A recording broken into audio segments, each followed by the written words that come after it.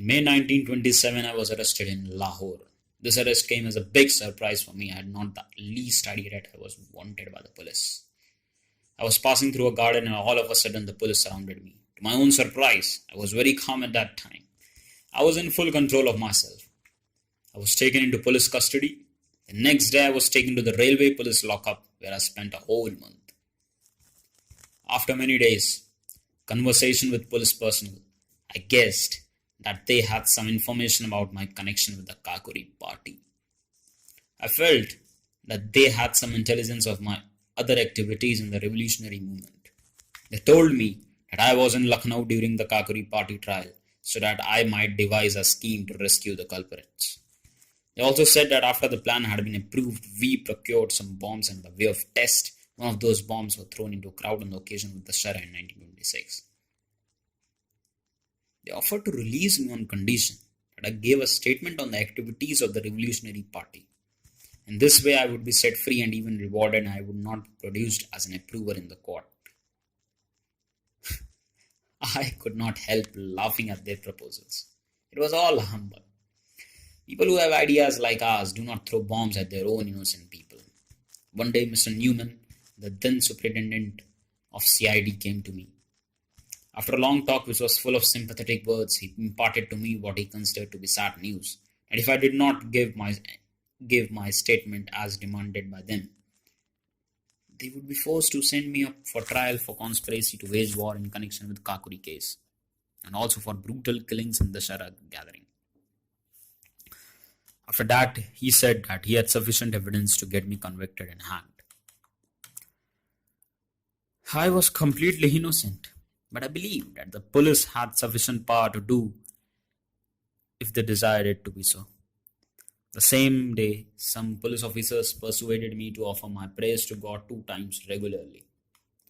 I was an atheist.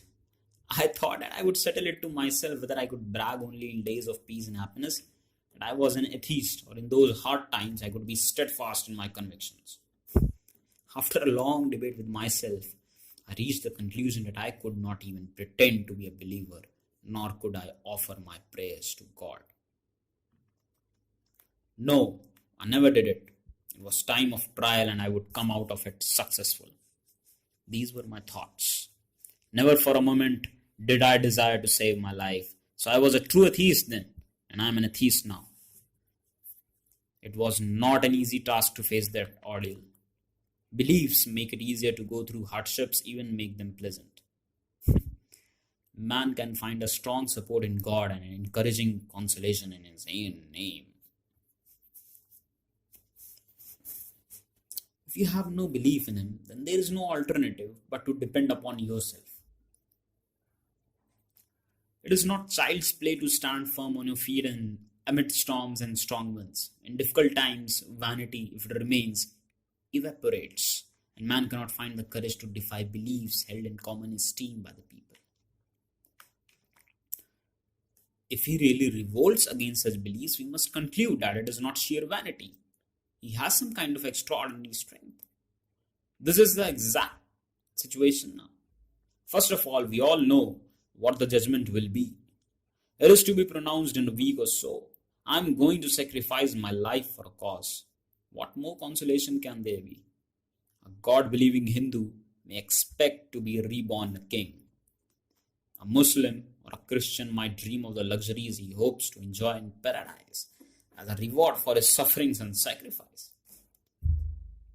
What hope should I entertain? I know that will be the end when the rope is tightened round my neck and the rafters move from under my feet. To use more precise religious terminology, that will be the moment of utter annihilation. My soul will come to nothing.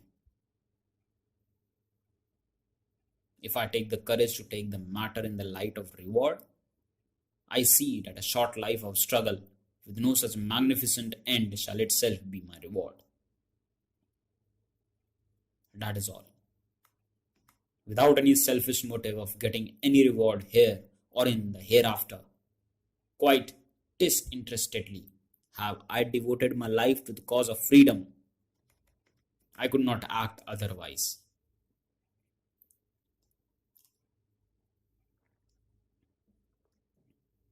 The day shall usher in a new era of liberty when a large number of men and women taking courage from the idea of serving humanity and liberating them from sufferings and distress decide that there is no alternative before them except devoting their lives for this cause.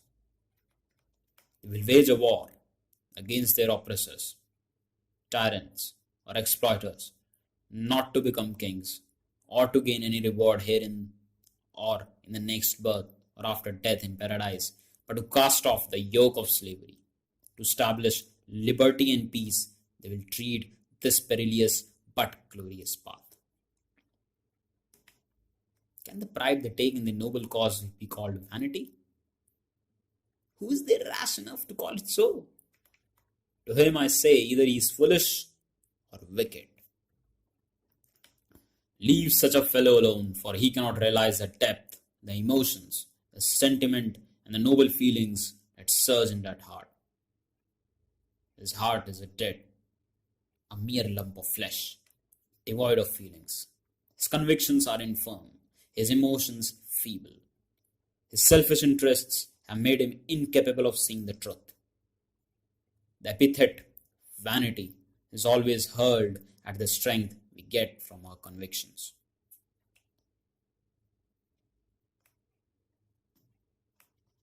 You go against popular feelings. You criticize a hero, a great man who is generally believed to be above criticism. What happens? No one will answer your arguments in a rational way. Rather, you will be considered vainglorious. His reasons is mental insipidity, merciless criticism, and independent thinking are the two necessary traits of revolutionary thinking. As Mahatma Ji is great, he is above criticism, as he has risen above. All that he says in the field of politics, religion, ethics is right. You agree or not, it is binding upon you to take it as truth. This is not constructive thinking. We do not take a leap forward. We go many steps back. Our forefathers evolved faith in some kind of supreme being. Therefore, one who ventures to challenge the validity of that faith or denies the existence of God shall be called a kafir, infidel, or a renegade. Even if his arguments are so strong that it is impossible to refute them. If his spirit is so strong that he cannot be bowed down by the threats of misfortune that may befall him through the wrath of Almighty, he shall be decried as vainglorious. Then why should we waste our time in such discussions? This question has come before the people for the first time, hence the necessity and usefulness of such long discussions. As far as the first question is concerned, I think I have made it clear that I did not turn atheist because of vanity. Only my readers, not I, can decide whether my arguments carry weight. If I were a believer, I know in the present circumstances my life would have been easier, the burden lighter. My disbelief in God has turned all the circumstances too harsh, and the situation can deteriorate further. Being a little mystical can give the circumstances a poetic turn, but I need no opiate to meet my end. I am a realistic man. I want to overpower this tendency in me with the help of reason. I am not always successful in such attempts, but it is man's duty to try and make efforts.